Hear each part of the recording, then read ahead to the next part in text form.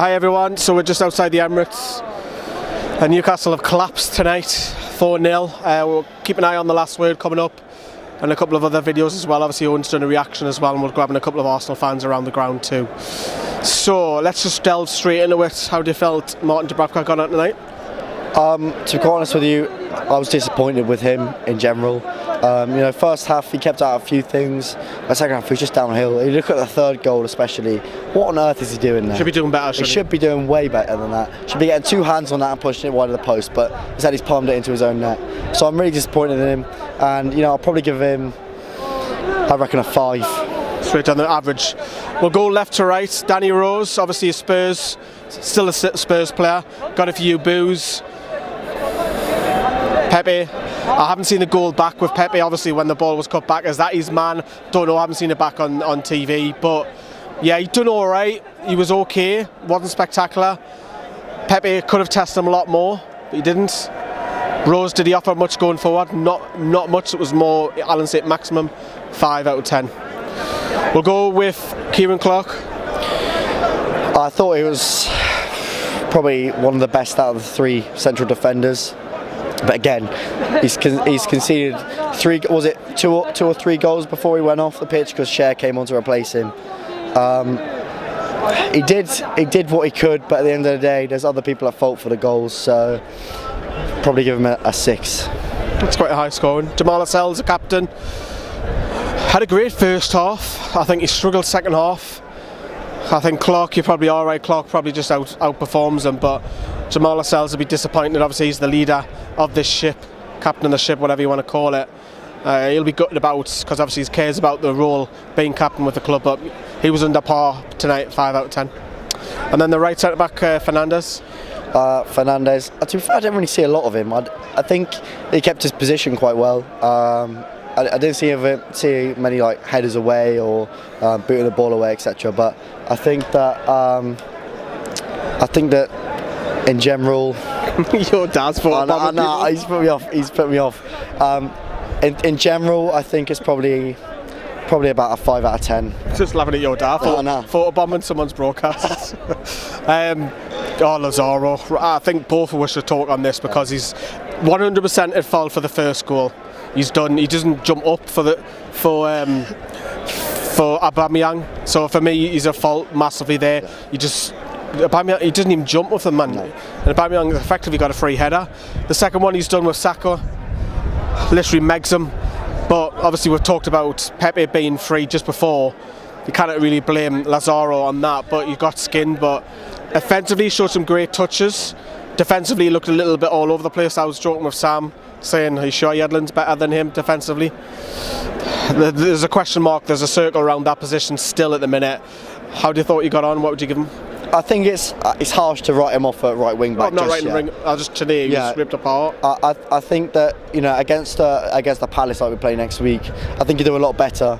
But obviously the quality that Arsenal got, don't even get me started. We're going home. But against someone who's as raw as Saka and runs at players, I think you just have to let this one slip. I mean, the first goal was definitely his fault, the Aubameyang header, but people should be marking Pepe in the middle for the second goal. It's not completely his fault. Yes, he probably should have stopped the cross, but there should be people dealing with the cross in the middle. So, yeah. I would score him a 4. Yeah, I think I'd agree with that, actually. I think he showed some good signs going forward. He wasn't shocking, don't get me wrong, but just offensively, there's something there. I think he's exciting, definitely. I think maybe his future is maybe further up the field if we get injuries. I think he's exciting for definitely. I was amazed when we signed him because he can actually deliver a ball as well, which is something we've been missing. But on set pieces as well. Yeah, just today wasn't his best day, I don't think. Let's go to midfielders and let's go with Bentaleb, who I actually thought struggled a little bit. Yeah, I feel he got on. 100%.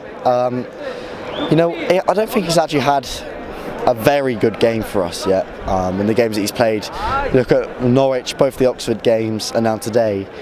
I don't think he's not really blown anybody away with his performances. I think he's been about average so far in general, but today he just seemed a bit off the boil. I think out of the 2 central midfielders, Sean Longstaff was probably better, but Bentaleb, it just didn't push Newcastle forward enough.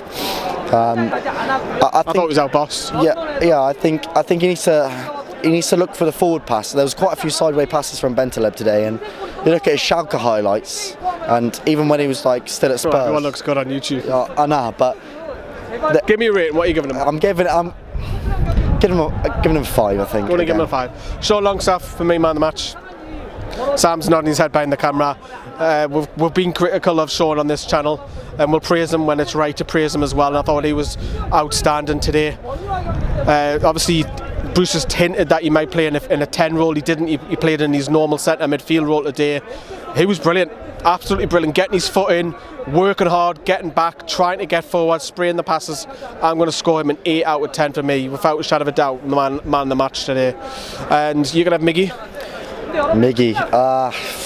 You know what? I don't think he actually did that badly. He had that shot that was deflected wide, and if that had gone in, then I think we would have been right back in the game, and spirits would have been lifted. He got up and down like he usually does. There wasn't anything special from him, but he did his job, so I'll probably give him a 7. You know. I'll have Alan saint-maximin.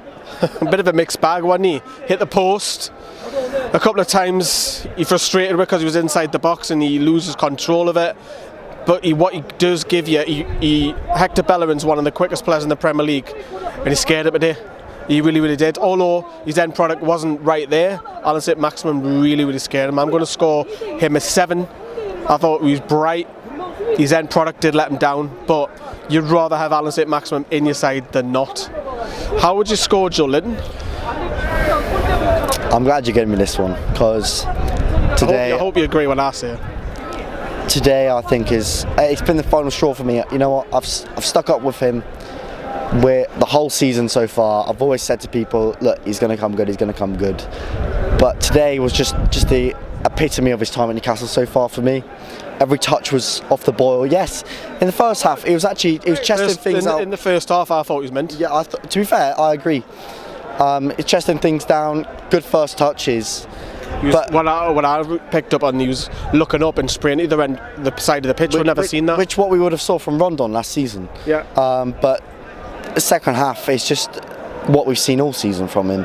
Just poor, sloppy touches. When he runs forward, he either runs straight at a player with no flair, or will turn around and pass it backwards, or just completely lose the ball. To be quite honest with you, I think we should have brought another striker in January, and it's hard to see where we're going to go from here. What are you giving him then? Probably give him a 4. He's going to give him a 4. I would disagree on that. I'll probably score him a 7. I actually thought he played well, but let us know who's right here in the comments. I'm sure you're going to tell us. We'll go with the subs. I'll have the first one. Who was it? It was like a double sub actually, wasn't it? Hayden back at his boyhood club. Come on at right back, alright, because he changed it. Brewster went to 4 at the back. Didn't really have much of the ball, to be fair. Most of Arsenal's goals came from the other side. But 5. Didn't do no bad, didn't do no exotic or promising, but yeah, 5 out of 10. You can have the other sub. Who was it? It was Ritchie. Yes, he's playing this right centre midfield role. Yeah, I couldn't figure out where he was playing in the match, to be quite honest with you, because it looked like he was playing on the right wing, but then he'd sort of move into the centre. It was a weird one. I don't think he really knew where he was playing, to be honest. But you know, I actually think he did all right when he came on. There was that one terrible shot that flew well wide of the goal, but he did all right actually. He brought us forward quite a bit. Obviously, he always does good defensively. We know Matt Ritchie can do that. So I'll probably give him a 7 as well, even off the bench. I thought he was probably one of the main threats once whoever was substituted went off. I can't remember now. It's all a blur. It is 4-0 down. Didn't have it was 7 idea, but we're not going to rate Fabian Shea. He was only literally on for 6 or 7 minutes for the injured Kieran Clark. But Steve Bruce, first half, I would have said, hey, more of this please. I would have said, hey, we made Arsenal look very average for me. But what would you give Brucey? Because I felt if it was based on 2 halves, I'd probably give him an 8 in the first half, but second half probably give him 1 or 2. I think you look at Bruce and what he's what he's done so far at Newcastle. I mean, what we've seen today is pretty much the exact replica of what we've seen in his time here so far. You know, we always have promising moments in the game, but it seems to slip away from us at the end. And you know, I think what he did say to players was continue what you're doing in the second half. But obviously, Arteta is probably better tactically minded than Bruce, and I think things were switched up and it sort of just ran away from us in the end. It was beyond our control. Bruce, he should be doing more, but you know, I'll probably give him a 5 because the first half was good, but the second half. Yeah, I would probably agree. If it was based on the first half, you would really score him high, but we just collapsed. We really did, and the substitutions question mark around them. Again, no striker on the bench. If there's no striker on the bench, why don't you chuck one of the under 23 lads who's known to score goals? Yes, at a lower level, but 5 out of 10. It's Steve Bruce. It's very deflating. Obviously, the long drive for everyone. Obviously, he's got to go to Bournemouth. I've got to go to Newcastle. Sam's got to go all the way up to Staffordshire. But let us know what you rate the lads. Take care, everyone. Bye bye.